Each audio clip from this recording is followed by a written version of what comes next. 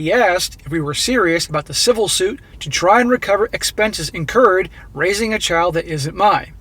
Nadia assured him we were going to try and recover every cent incurred due to fraud.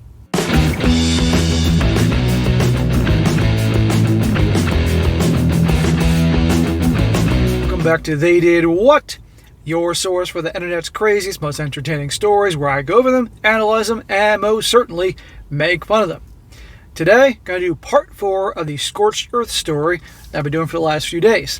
Now guys, ordinarily, I was going to have this video post tomorrow because I did part 3 earlier today. However, since I know you guys are really enjoying this, I wanted to surprise you by having 2 parts on the same day. And also, I want to thank you guys for your loyalty and support. You guys have been great. The channel is really growing. I'm going to hit 40,000 subscribers probably tomorrow or Monday, so I'm really happy about that. So I wanted to surprise you all. Now, as you can see, this is a long-ass video. And this story, 20 pages long. So this is definitely going to be a challenge to me to read this whole thing nonstop, but I'm up for challenges. So guys, this is the video. This is the Scorched Earth part. This is where things really get entertaining. And you all know what happened to the guy and his whole story there, so I don't need to recap the whole thing. But here in this story, he's going to tell the kids, and it's going to be the showdown with the lawyers. And remember I said in the last video, civil suit. Y'all are going to love this. So, jumping right into it. He continues, though I'm not sure where to begin, I don't want to leave anything out. Trust me, he doesn't leave anything out. This is 20 pages long. I do have a sense of what I hope to convey when I'm done. It's just very hard to discuss any one aspect of my situation that doesn't branch into other parts of my life. If this sounds disjointed, forgive me, but this will be a long read. Yeah, dude, we know. Because of the life I was living had been gone long enough to the point it feels like it was all a dream. A dream that I woke up from. The best analogy I can give is that Mari cast Michael, Carrie, and me in a tawdry reality show against our will and without our knowledge. The show got canceled, the facade was revealed, and we're left with the cold reality of our collective reality. Not a day goes by that I don't think about how happy I was in my old life. But not knowing it was a complete and utter lie, built up upon lies, I wouldn't want it back. The biggest news that I need to share is that I am no longer legally Carrie's father. I've never been her father biologically. My name is off her birth certificate. Officially, because Mari and I are still married, I am now Carrie's stepdad, as odd as that sounds, as it is to say. When the divorce is finalized, as things presently stand, I will officially be nothing to her, nor her to me, which have taken about 2 months to do, took 4 months because there was an upcoming divorce to consider. My name had to be removed from her birth certificate to properly forge ahead with the divorce. Legally, I had every right to pursue having my name removed from the birth certificate of a child that is not biologically mine. It was still left up to the ruling of a judge to adjudicate if removing my name was the best interest of the child. DNA is legally binding to make you pay child support for 18 years, but our court systems find that of secondary importance when it comes to removing names from legal documents. I was willing and able to show the judge I will voluntarily be continuing to pay Carrie's health and supplemental insurances. Many guys in my situation couldn't do that, nor should they have to. None of it should be left to the judge's ruling. The unjust system didn't affect me. That doesn't mean it's remotely fair. From the moment I first knew Carrie was not my daughter, I have pondered over and over in my mind how to best handle the situation. Don't worry, guys, it sounds awful right now, but no, this is leading up to a good thing. So don't turn away and say, "To hell with this, I'm not watching it." Yes, learning she isn't mine emotionally destroyed me in which ways I don't think I could ever verbalize. But addressing Carrie's situation with emotion would have been a recipe for disaster. Our emotions betray us because they are not based on reason and logic. Allowing my love for Carrie to guide me would have been just as stupid as allowing my hate for Mari to guide me. And legally, I had every right to cut all ties with Mari and Carrie, as neither one was ever mine. Morally, I could not let Carrie suffer economically because of her mother's rampant promiscuity. Ethically, I could not allow her to feel any of what her mother did was her fault in any way. At the end of the day, and after a lot of soul searching, I came to the realization she and I were both victimized by Mari. Absolutely. It's not this little girl's fault because of what her mother did, and let's be honest, would continue to do if this guy stayed with her. My soon-to-be ex-wife removed my agency in regard to every aspect of our relationship when she cheated. I wasn't told she no longer loved me or never actually did. I was not allowed to know she'd been unfaithful. I wasn't informed I was no longer her one and only. I was kept from learning she conceived a baby with a stranger and had me raise that child as my own for 6 years. Carrie didn't get a say as to whether she would have chosen me as her dad. She never got a voice to tell her mother what she had done to both of us was sheer evil. I wanted to give us both a voice. The day after my name was officially removed from Carrie's birth certificate, I filed a petition to legally adopt her as my daughter. Awesome. See, some of you guys may have been thinking, what? What happened? Because he was so emotional towards his daughter in the last episode. You may have been thinking, like, what the hell's going on? No. He did this on purpose. He legally adopted her. That had been my plan all along. Once I could be certain just seeing her wouldn't be a reminder of her mother's betrayal, I just had to know that one thing to be sure. And I couldn't know it until I saw her face to face, after learning she's not my biological daughter. If seeing her, it felt like a slap in the face her mother gave me when I caught her cheating, I couldn't have done that. People are free to think I'm wrong for feeling that way. Fragile masculinity, I believe, was the term a toxic feminist used towards me when I wasn't sure how I'd react seeing Carrie again. Of course, a toxic feminist got on his case. If I totally abandoned Mari and Carrie, which I had every legal right to do, I still wouldn't be in the wrong. And I won't pretend that keeping Michael in my life didn't influence my decisions, since Carrie is his sister and Mari is his mom. He's a good big brother and she loves him. That fact mattered in the choices I've made. But Carrie is my daughter. No, it is not the same extent as Michael is my son because he is blood related. But I'm her dad and I want her to remain in my life. Great. This girl has been great to him. She loves him. There you go. End of story.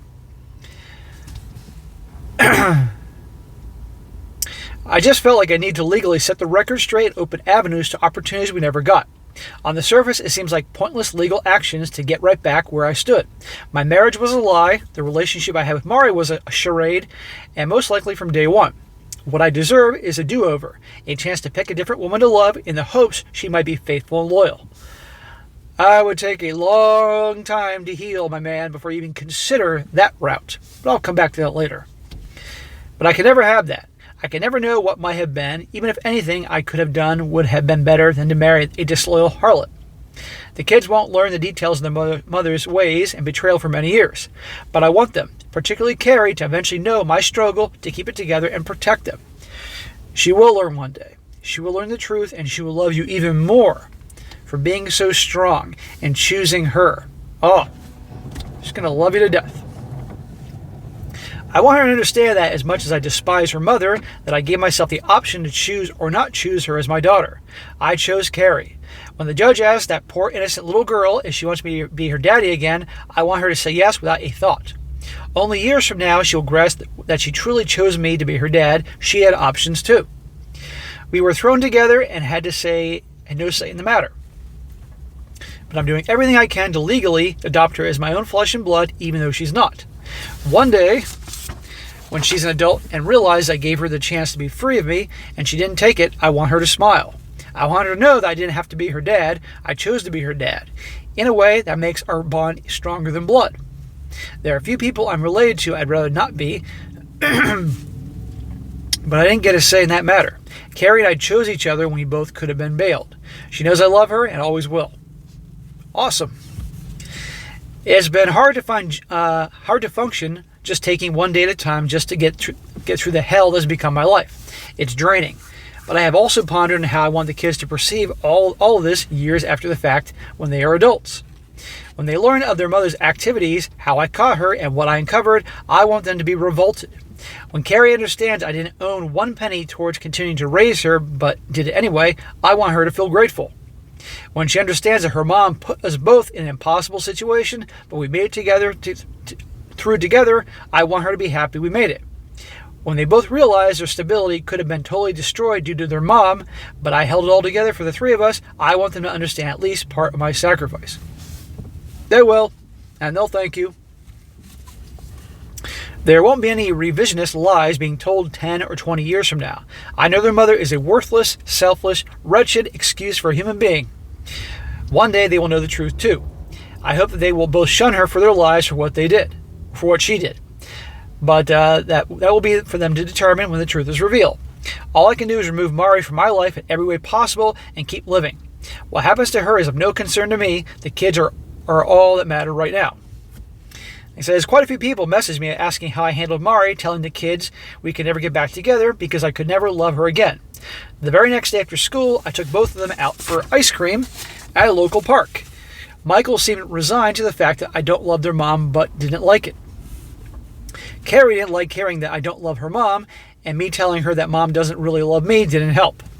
There was a lot of crying and confusion on their part. I was sure to tell them without a doubt that their mom generally does love them, and I love them more than anything in this world. I don't agree with that. I think mom is a complete freaking sociopath. I don't think she's capable of loving anything except herself. And even then, one has to question if it's self-loathing. Who knows? So, I don't know about that. But he obviously has to tell them that. But they need to hear the truth and face a reality none of us asked for. I told them I know they both love me and love their mom. That was really all that really was important. Carrie asked me why I don't love her mother.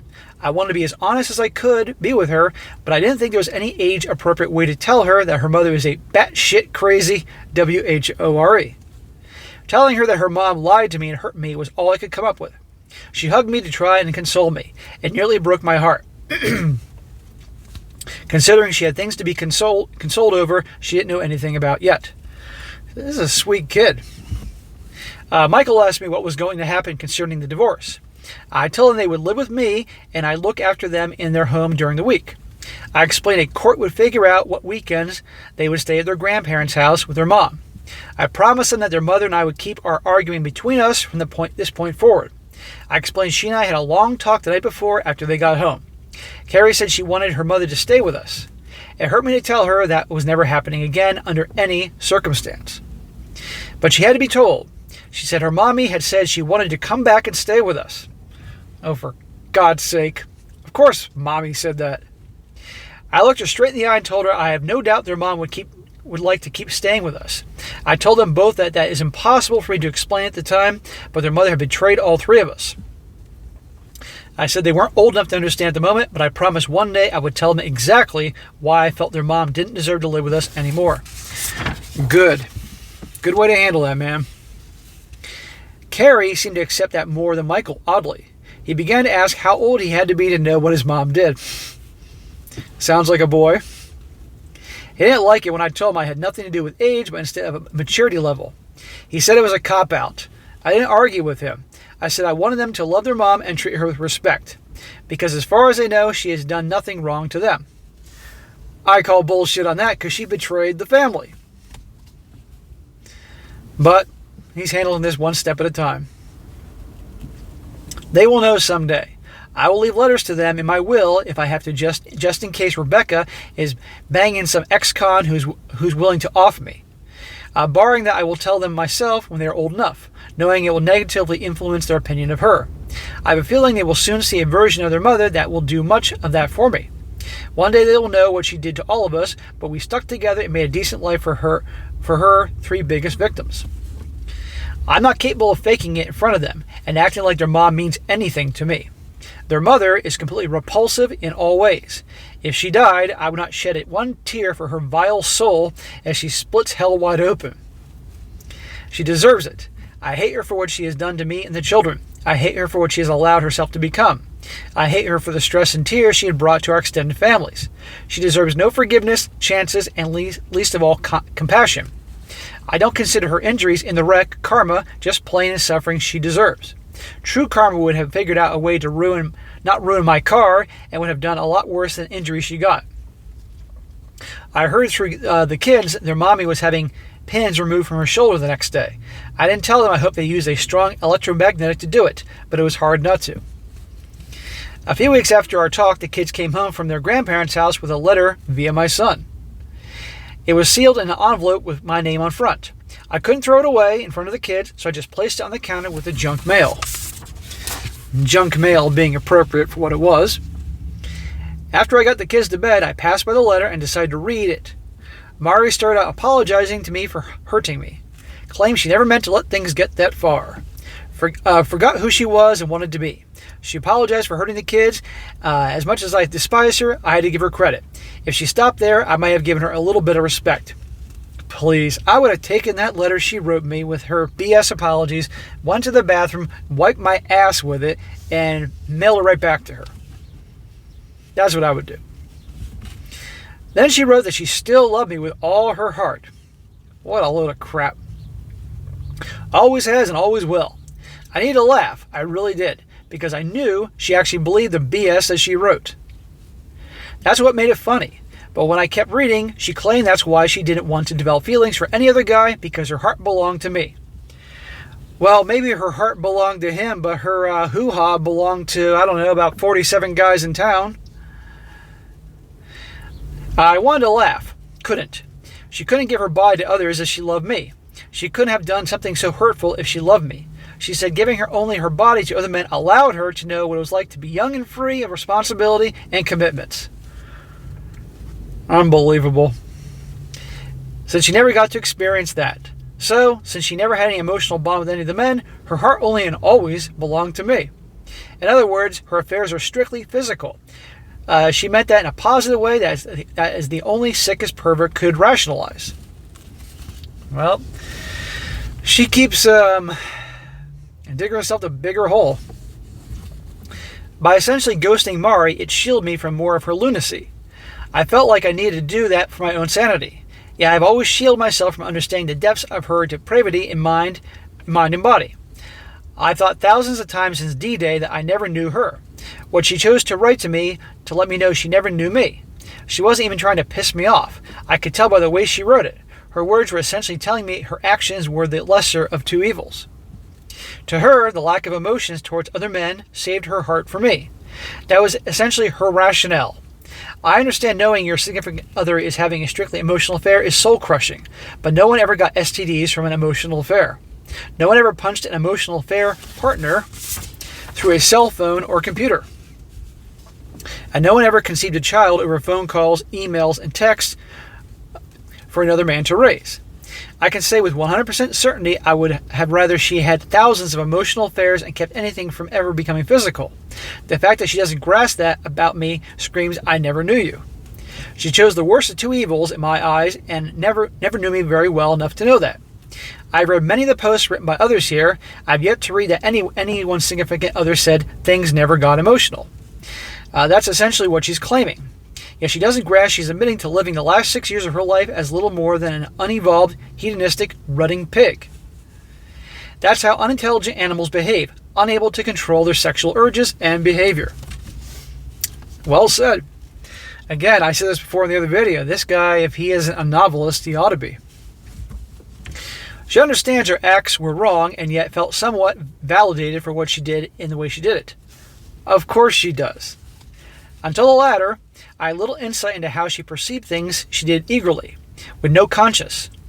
The depths of depravity she not only condoned, but welcomed, removed every ounce of attraction I have for her. I'll forever have mind movies in my head because of her. They were bad after only catching her with that random guy.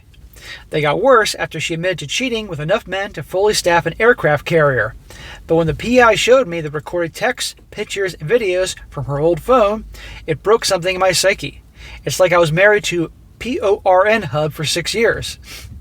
Anyone that finds out their significant other had one night stand, I sympathize with you so much.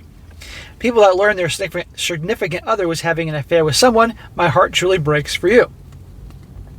But I can't put into words what it's like to know the love of your life was being defiled like the sleaziest escort in ancient Rome and enjoying it.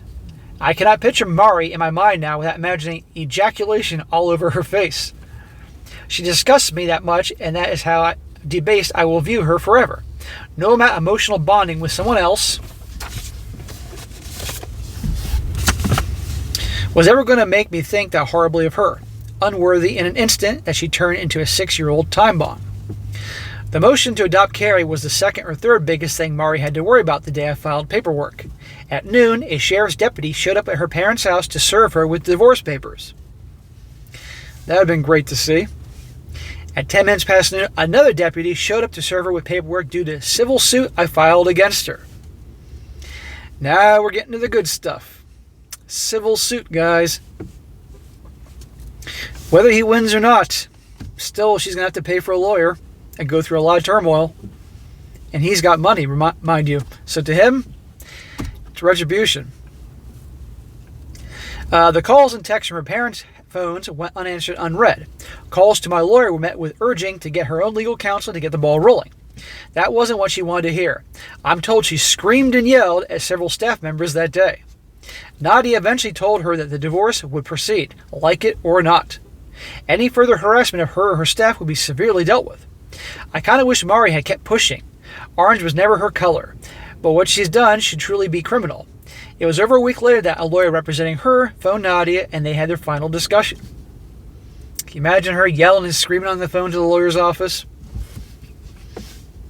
It gets better. Her lawyer, he asked if we were serious about the civil suit to try and recover expenses incurred raising a child that isn't mine. Nadia assured him we were going to try and recover every cent incurred due to paternity fraud. There you go. You lied. This wasn't my daughter. Now you're going to pay me for all those years of money I shelled out. She negated to tell him none of it is about money. Even if I win, the odds are high I will see little or none of what the court awards. But if I win, it will be money coming out of any and every paycheck going to me until fully paid. Or paid in full. It would be a costly reminder and punishment for what she's done. And even if I lose, she has to pay a lawyer to represent her, and that's more expenses she can't afford. There you go. He can afford it. He's got money. He inherited money, and he has money, obviously through his own work. And to him, it's worth every penny making her go through this crap. He said he understood the vast majority of assets, including the family home, were mine long before he married. But he urged that we couldn't honestly expect to get custody of both kids, have her pay child support, and for her to live with no spousal support after a severe accident. Nadia told him his client had been unfaithful in the marriage long before the wreck and that she picked a bad time to get caught. She informed him our goal was to make it as painful for Mari as possible. Wow, she's not hiding it. Her car was the only item of value to any value in her name, which was in her possession and she could keep. Mari was allowed to keep her retirement savings as her own because my portfolio dwarfed hers. She wouldn't even have had a 401k without my urging she put in the maximum allowed each pay period. She never had to contribute to any utilities. Buying her own car and paying her own insurance was her only expense. The rest of her money was her own. Now she gets to live on it. I know she's already feeling the financial pinch and it's just going to get worse for her. If I win the civil suit, Starbucks sales will plummet. But it has to be done. I just don't think she'll ever expect I'd go to the lengths that I am. Again with the sirens. Good Lord. As far as cars go, I drove her car around for a few months after my car was wrecked. Being the only thing of value that she owned, adding mileage to the car was satisfying even if it was petty. But I bought a beautiful new SUV and got my buddy to follow me in it as I drove Mari's car to her parents. I left the key in the mailbox with no idea that she'd be able to drive again. Given her past, I was sure she'd be on the hunt for strange D as soon as she was able. I hoped living with her mom and dad was making her feel young and free of responsibility. However, having random men come sleep over at her parents' house is just tacky. She would eventually need some place classy to offer her genitals to strangers, like a 2020 Acura. I thought about donating her car to the local community college criminal justice department. Those candidates would be experts on the use of a luminol by the time that they became actual police. As warped as it sounds, the most satisfying thing about dropping the car off was the spare tire. It doesn't have one, never did. That was a major point I gave her when she asked my opinion about purchasing the car. I remember her saying all sweet and cute that she had to call me if she ever got a flat. It was all I could do not to leave a note under the trunk, Matt saying something like, "Bet you wish you had a spare tire now." But I'm sure eventually she'll get the message all on her own. This is hilarious. Of course you want to save money by not getting a spare tire. How dumb is that, not having a spare tire, the donut? Because everybody's going to get a flat eventually. I mean, come on. A few days after the lawyers spoke on the phone, they met in person to discuss things. Her side wanted a meeting to discuss Carrie's situation. Even if I didn't want to, I didn't want her putting up walls to prevent me from adopting Carrie. I agreed for our daughter's sake that we would meet them at Nadia's law firm. I was seated in the main conference room when Nadia walked in with the opposing counsel and Mari. I never truly understood what people meant when they said someone looked rode hard and put away wet under that moment. She looked horrible. For quite a few minutes, I thought my eyes were just deceiving me with some sort of blood rage, hatred, hallucination toward her. It wasn't until Nadia gave me a side-eye glance due to my ex's appearance that I finally knew I wasn't tripping. She lost weight to the point that the sides of her face were so evenly concave. She'd never been fat and shed the baby weight both times with ease. She looked like she had an appointment to get her mugshot taken in Florida. She cut her hair. It wasn't quite a Karen cut, but it was Karen-esque, and it looked like it had been washed since the wreck. I'm not sure what she could have worn that would have been flattering, but I swear it made sure that she got all her clothes back. So nobody could blame me for that ensemble. She is going right down the tubes. What's the saying? Men age like Sean Connery, and women age like Sean Connery. The two lawyers discussed some things back and forth to start the meeting. I could feel Mari's eyes on me, but I didn't want to look in that direction. I wanted to convey hatred and scorn if I looked at her. When I finally glanced her way, I wondered where the beautiful girl I once knew had gone. Bullet dodged. From beautiful to bag lady in 6 months. Now I'm just somebody that she used to blow. Thankfully, we began discussing Carrie to take my mind off how rough she looked. They asked if there had been any attempts to find Carrie's biological father yet. I told them nothing pertaining to that was going to take place until the divorce, and custody issues are totally finalized. I then asked if she'd remembered any names that might have led us to the baby daddy number 2. I felt trashy just saying it, and she didn't like hearing it, but the truth is the truth. She said no names from that time in her life came to mind. I asked if she had any plans to block me from illegally adopting Carrie. She insisted she wished I never had my name removed in the first place. She certainly wasn't going to try and keep me from putting it back. We'll see about that. That was all I need to know. Have a nice day. Drive safely. Nope. Before I could stand up and try and urge the meeting to end, Mari asked me, could you have forgiven me and taken me back as your wife after my first mistake if I confessed to it and swore on my life to never stray again? She got me. It's a question I knew she had asked herself over and over since the first night she strayed. It's a question she knew the answer to, and so did I. And that was the sticking point. Just asking the question was her way of making a statement. She knew giving her body to anyone else in my eyes was an act that would cause me to remove her from my life as instantly and permanently as possible. We discussed many times how we would both treat being cheated on. I told her if I ever found out that she cheated, I wouldn't listen to another word she ever said. The time to talk was before infidelity. Everything else is just noise, excuses, and hot air. After several minutes of silence, I reluctantly told her she already knew I would not give her a second chance. Then I asked her if I had had an affair, baby, with a random hookup and brought it home 6 years later, if she'd look after it. It got ugly from there. She said I was doing everything in my power to hurt her now. I didn't deny it. She said I'm not her parents, and that I don't get to punish her for being bad in a reference to a civil suit. I made she understood the divorce was to punish her. The civil suit was hopefully literal payback that I was owed. She said I'd destroy the kids' lives to destroy her. I told her she looked like she'd been smoking meth, but after the accusation I had proof. She started to cry and tell me she loves me, and I just rolled my eyes. Because her tears now garner no sympathy for me and only make me want to treat her even crueler. I promised her the kids would always be well fed and well dressed, but made sure she understood I didn't care if she starved or had to wear a sackcloth. At one point in my life, I would have done anything and given anything to make her happy. I asked her if my all wasn't good enough for her to be faithful, what more I could have done to her to not betray me. She said she betrayed herself. I yelled that she betrayed Carrie. I told her she betrayed everything in her life. The lawyers calmed things down, and Nadia shared a proposed temporary visitation agreement with them. Knowing which weeks she will have them will allow her to schedule doctor appointments better. I warned her that while it's none of my business what she does, nor do I care, not to have any strange men around the kids. She said she hadn't been with anyone. Well, given the way he describes her looks like she's a meth addict, I actually believe that. I think for once she's telling the truth.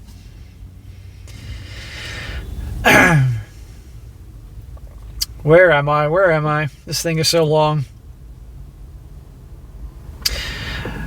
I asked her if anyone other than Rebecca knew that she'd been unfaithful to me. She said she admitted that only to kissing only the kissing to her sister after the first incident. Her sister freaked and cursed her to hell out for 5 straight minutes. Mari knew she could never tell her sister how far she actually went. But no one but Rebecca knew about all the hookups. She asked if there's any chance of us getting counseling to see if things can work out between us. Is she out of her mind? This is never going to happen. I asked her, why would I ever want a marriage with a dead bedroom? She pointed out that we never had a dead bedroom. I explained it was sure as hell dead now because I never touch her nasty ass again with a body count higher than COVID. Mari asked if I hate her. I'm not sure if that was a yes or no question, but with every fiber of my being will have to suffice. So there's that. And that's essentially where we are. Just waiting for the divorce case to go before a judge. The civil case can't even go on a docket list until the divorce trial ends. The kids are doing well, given the circumstances. They get to go see both sets of grandparents more. If there's any positive in this mess, there is that. And yes, I know I have to let go of the hate. I'm seeing a therapist, but it took me quite a while to find one that I like. Even she acknowledges I have a lot of legitimate reasons to hate Mari. I'm not the kind to seek validation, but knowing my hate isn't irrational helps quite a bit. I know it isn't good for me. My new therapist is helping me vent and try to let it go.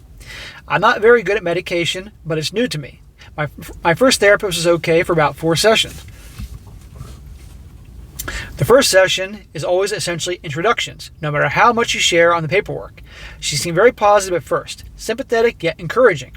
She assured me I was doing better than most at being a good dad, which was nice to hear. But when we started talking about the issues in the past, before the cheating started, her tone changed. It is not quite a direct quote, but she kind of insinuated that sometimes we do things that hurt or irritate our partner, but they say nothing. If those issues fester for weeks, months, or years, it's like a powder keg that we helped create. If she's starting to insinuate that he could be the reason that the wife cheated, you gotta be kidding me. You're fired. On to the next therapist. No, she didn't have a Belgian accent. But I do have enough pride and common sense to know that despite any and all my faults and mistakes, no part of me deserved what Mari did. Nothing I've ever done to her made me 1% of what she did righteous actions. So I got a new shrink. Good, bro. I would have got a new shrink too. I tried a few therapy sessions with a guy. He could understand the feelings of emasculation and mind movies. He could grasp how it's all overwhelming. I just didn't feel comfortable with him. Thank God I'm pretty much all cried out. But if I had to talk about some emotional shit, I don't want to be crying in front of a guy. Guys are for drinking, playing sports with, and fighting. We don't discuss why Gary's wife is emotionally unavailable to him and doesn't understand his love language. This guy doesn't anyway. Part of me wanted to give him more of a chance, but I didn't see us developing any rapport. Rapport. My voice is going because it's a long-ass video. If it makes me sexist, so be it. I just feel more comfortable in confiding in a woman. That's my preference, and I finally got a good shrink. She was the only daughter in her family with 3 brothers, which takes care of her having some understanding of men. Her specialty is coping with infidelity and grief counseling. When I told her about the events that led me there, she used half a box of tissues. She said she's amazed I'm doing as well as I am. Still, not sure if that was meant as encouragement or genuine shock. I'm not institutionalized. I'll call my therapist Sarah for the purpose of this post, but she's helped me quite a bit by just listening. She says I'm difficult to read and that my outward appearance doesn't match my friendly personality. Some people say that about me too. She noted that I use humor to diffuse tense situations and disarm people. I told her it ruins the fun if she calls me out on my BS beforehand, but she's figuring me out. She says I have to figure me out now. She was adamant she was there to help, but rebuilding my life and myself is going to take effort by me. I can't just pay someone else to do the work for me. I'm going to have to take stock and see generally how damaged I am, repair what I can, amputate what I can't. It's going to hurt, even more than I already hurt. But I have to come to peace with all I've lost because it's not coming back. The kids see their own shrink, 40 minutes with each, and then 40 minutes with the 3 of us twice a week. They've been doing great. The therapy is allowing them to come to terms with the inevitable. I was a little concerned how family therapy was going to go due to how I feel about their mom. I've been silent in sessions when they have expressed missing their mom or wishing we were still together. I thought about showing them on the doll where Mari hurt me, but dolls don't have a soul. Sometimes I don't feel like I have one anymore either.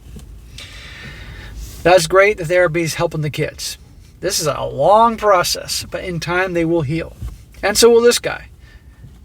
But his rage, or shall I say, he ain't ever going to forget or forgive his ex, that's for sure. I've gone on my way to try to be sociable and lean on friends, but given what I have ahead of me, small talk feels too trivial. I know friends are tired of me venting. I would be. I've tried not to go on a rant, but the betrayal still eats at me. It's still always at the back of my mind. Then, of course, if we go out for drinks, they are pointing out this girl or that girl.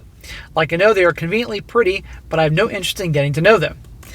Probably because after everything that happened, just the idea of being with a woman repulses you. That's probably what's going on. This guy needs some serious healing and everything to even get close to that point. Because right now he probably sees every gal as someone that's going to betray him. You can't blame the guy. And by the way, that's great. He's hanging out with his bros and all that, but he can't be talking about this all the time. Otherwise, it's going to be too much. They're there, but it can't be all the time. It says here, and unlike my wife, the hygiene issues alone would prevent me from doing any hookup activity, even if given the chance. Rest assured, none of these young ladies have left any of the establishments offering themselves because they couldn't bed me.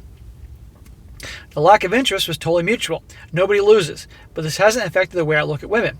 It's changed the way I look at people. I feel like I'm second-guessing everyone's identity and sincerity. Yeah, you've been hurt enough by people in life or screwed over by people you thought had your back the most. It makes you look at human nature in a different way. It's amazing how that it's unfortunate, but yet amazing. In a way, you could say this guy is, wait for it, red-pilled. Before all this, Mari was someone I truly admired. It makes me question the other people in my life, both male and female, that I've admired over the years. She hasn't made me a misogynist. She's turned me into a misanthropist. Despite any shame or guilt she feels for what she's done, I know carnal activity again with the next guy will be easy for her. She'll start eating again better, gain some weight, and guys will be hitting her up in no time. My point is, she'll move on sexually with ease. I can't do that. I won't do that. I already feel filthy inside and out, knowing all the sperm, ball sweat, spit, and stink from other men she subjected me to. I feel like she's defiled me, because I've been with her. I feel tainted. She didn't just kill any desire for her, she killed any desire I have for sex at all. As odd as it sounds, Mari was it for me. She was beautiful, I didn't have a need to look at another woman, and I thought what we had was special. Beauty just doesn't even register with me anymore. My mind knows better, but my subconscious thinks all women are like Mari and Rebecca, and that's my struggle, fair or not. Yep, this guy's been R-pilled. Seen the whole world a totally different place. Where things go from there, who knows? But he does have a lot of healing to do, and he will heal over time, but it's going to take a long time. I don't want him going around with hate and anger in his heart. That's no way to live. But he ain't ever going to forgive or forget her, that's for sure. I had someone send me a very supportive message of encouragement. They said they almost envy me as soon to be a single guy who's financially secure. He said I'd have no problem meeting women and we'd be perceived as high value. I thanked him for the support without conveying something that he would look forward to. It will be a source of anxiety for me. I know people hook up left and right, all day and everywhere. That is between them and the people they hook up with. Not my thing. But more power to them. I wouldn't want a stranger, even a very attractive stranger, touching me. I am a personal space kind of person. I can't fathom meeting a stranger at a bar or on an app and interacting with them very little before getting physical. You mean you're old school? Knowing humans often then agree to go off somewhere, remove their clothes, and have you-know-what, and see no issue with it amazes me. Obviously, in a world with Tinder and dating sites, my stance is the oddity. I'd be contemplating how long it'd been since they'd done the very thing with someone else. The vast majority of people are accepting the hookup lifestyle. Mari's hookup numbers wouldn't be at all that abnormal for the typical single woman these days. And I think most guys would behave that way if they could. I couldn't and wouldn't, plus obviously never wanted to be with someone who ever has. Well, in our Sodom and Gomorrah 2.0 world, this is sadly becoming the norm. Part of me feels Mari wasn't forthcoming about her infidelity, just to spite me for what she knew would be my stance. When I said it felt like she was making a statement, that's the statement it felt like that she was making. If I wouldn't even consider a second chance, she was going to do exactly what hurt and disgust me most. The shit test to end all shit tests. Then getting revenge on me without me ever knowing I was being shit tested. Once the bond we had was broken, we could never again have that again with each other or anyone else. It was a once-in-a-lifetime opportunity because each of us only granted one life. The continued cheating was what killed me. If she just admitted what she'd done and we divorced, I just might have been able to pick up the pieces and eventually give someone else a chance. It's like she wanted to destroy me, so there would be no way in hell I'd ever want to be with anyone again just because she couldn't have me back. Diabolical. Anyway, yeah, if she just told him early on, yeah, he would have ended with her, but he would have moved on. After this, you can't blame this poor guy. And I don't care how many showers were taken and condoms were used, some foreign DNA made its way back to me. Disgusting. I hope her genitals rot out. When Mari and I only had you-know-what with each other, every action was a pure and beautiful act. Her first act of infidelity destroyed all that had ever been or could be in an instant. Anyone outside a relationship physically engaging with either partner defiles and poisons the relationship forever in a nanosecond. It is like the relationship is a tall glass of cold milk. The second her lips touched the lip of another man, that was like the placing one drop of India ink into the milk. It's just one drop, it's still mostly milk. Pay no attention to the rapid discolorization. It probably tastes the same, just go with it, right? But instead of telling me about the one drop of ink, she let me drink the milk. Not only did she keep letting me drink the milk with the ink inside, she kept adding ink. Some people are like a glass of milk with one drop of ink. Mari is now a glass of ink with one drop of milk.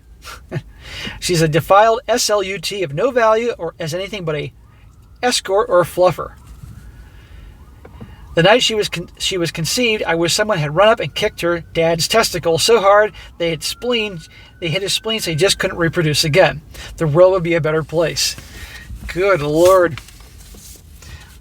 You can't blame this guy, but wow. The things most people get a rush from pertaining to new relationship caused me massive anxiety. I remember getting butterflies with Mari. The feeling made me nauseous. I even had to get used to someone as pretty as Mari, whom I liked invading my personal space. It's not a self-esteem thing. She and I were both outgoing around each other, but introverted by nature.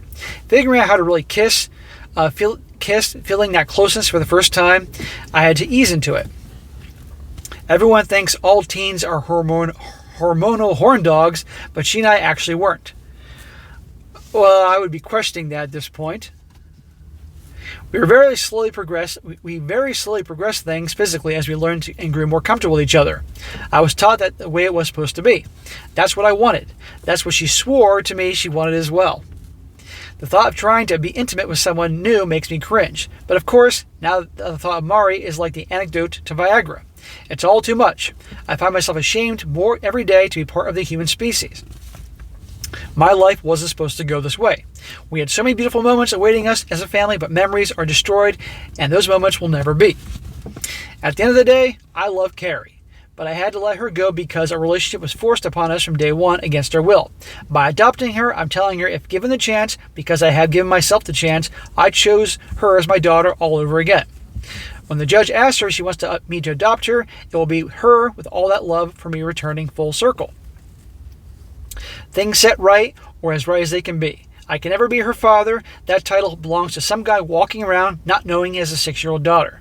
But I'm the only dad she will ever know. Protector and provider, long after any legal obligation would have lasted.